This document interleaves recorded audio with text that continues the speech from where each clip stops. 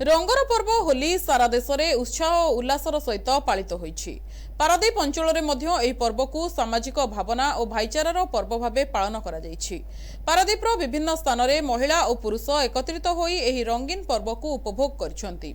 अभिमान और राग भूली समस्ते परस्पर को शुभेच्छा जणाइबा सहित मिठा खुआइछन्ति। गड़ ग्राम में वयस्कों पादरे फगु देई पर्व पालन करा जाइछि। सेहीपरि कुतुकुला ग्राम में एक भिन्न प्रयास देखा मिली। मां रामचंडी पीठरे सकाळ 6टारू संध्या 6टा पर्यंत ग्रामवासी एकाठी होई होली पालन करिसंती। नाच गीत सहित एही उत्सव पालन करा जायतिला। अजय कुमार बेहरा राधेगढ़ फगुफल एक पुराण बन्यतरू अत्याधुनिक युग पर्यंत समस्त मनरे गोटे आनंद उल्लासर पर्व एवं परस्पर को भल पाइबार पर्व स्नेह ममतार पर्व ये एक होली पर्व। सबु पर्व भितर ये गोटे एक निरा पर्व ओडिशा संस्कृति परंपरा ऐतिह्य को लेकिरी आम हिंदू धर्म अनुसार आम जो केतेक पर्व पालन करुचु 12 मास 13 पर्व जो पालन करुचु ये एक होली पर्व एक निरा पर्व। ये पर्व रे परस्पर को भल पाइबा रंग दबा एवं परस्पर भितर स्नेह ममता रे समस्त बांधी रहिबा ये होचे आम होली पर्वर निर्देशन। पारादीपगढ़ एक ऐतिह्य परंपरा संस्कृति संपन्न गाँ हेतु बा पंचायत हेतु एठी से होली खेल से परंपरा रे चालू रहुछि एवं समस्त सहित ये होली पर्व खेलिबार गोटा मजा निरा।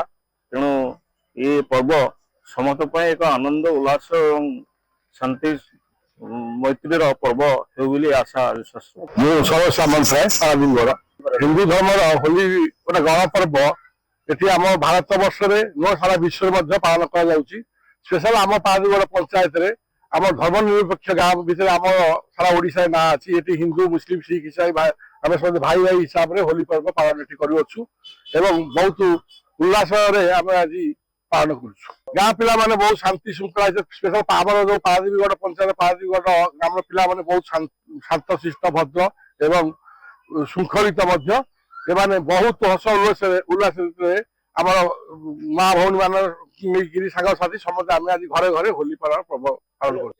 होली हूँ भाईचारार दिवस। आमर कतुकुला ग्राम रामचंडी पाखे आम सकाल 6टारू संध्या 6टा पर्यंत होली आमर पालन हुए। खुशी दिवस खुशी मजा मस्ती दिनटा सरी जाए। सब वर्ष होली ए वर्ष होली पालन होची। छोट छोट पिला माने आउ भाई भौणी माने माँ माने मौसा समस्त एक रुंड होती सब वर्ष भली ए वर्ष भी पालन करा होची। दही हांडी आमर टंगा होची। स्त्री लोक माने पुंची ठारू आरंभ करी संध्या सकाळ 6टारू संध्या 6टा जाके ए उत्सव पालन करा होची। आ प्रत्येक वर्ष माँ रामचंडी कतुकुला पीठरे समस्त रुंड होगी आमे होली उत्सव पालन करूची। विभिन्न खेलकूद परिवेशित हेबा सहित कृति प्रतियोगी मानकु पुरस्कार बांटिबा एवं ग्राम में भाईचारा बजाय रखिबा पई युव समाजसेवी अंत विश्वाल प्रयास को समस्ते प्रशंसा करथिले। ग्रामवासी सहयोग और सहानुभूति पई एही प्रयास सफल होईछि। समग्र पारादीप अंचल में होली पर्व शांति और सामाजिक सौहार्द्यर एक पालित होईछि। पारादीपरू दीपक बारिंग रिपोर्ट NTV।